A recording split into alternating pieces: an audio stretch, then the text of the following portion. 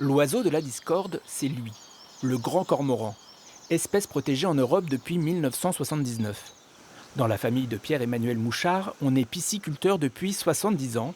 Il l'a vu proliférer pour son malheur. C'est le frein majeur à notre développement et à notre survie.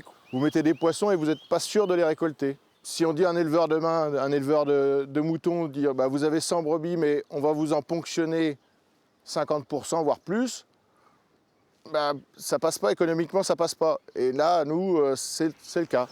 Parce que l'oiseau ne se nourrit que de poissons, et beaucoup.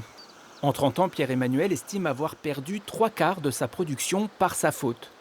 Même constat 20 km plus loin. On va avoir à peu près, 80 cormorans sédentaires qui vont nous faire 3 petits par nid.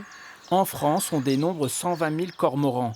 C'est 10 fois plus qu'il y a 40 ans. Les quotas de tir, la possibilité d'effarouchement n'y change rien.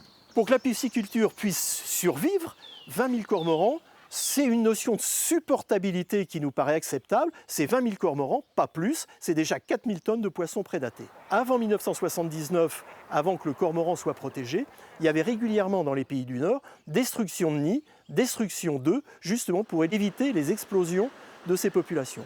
Une solution rejetée par les associations de protection des oiseaux. Et pour les scientifiques, l'espèce s'autorégule. C'est un peu comme si vous posiez la question en Afrique, est-ce qu'il faut réguler les lions? Les lions, ils ont un mécanisme, en tant que superprédateurs, d'autorégulation. Il n'y a pas besoin de l'homme pour se réguler. Ils meurent de faim, tout simplement. S'ils sont trop nombreux, ils meurent de faim. Les grands cormorans, ils meurent de faim si effectivement ils deviennent trop nombreux. Chercheurs et pisciculteurs sont d'accord sur une seule chose, le choix est sociétal. Faut-il privilégier la protection d'une espèce au profit d'une activité économique? Dans ce cas, Éric Bernard estime que la profession devrait être dédommagée.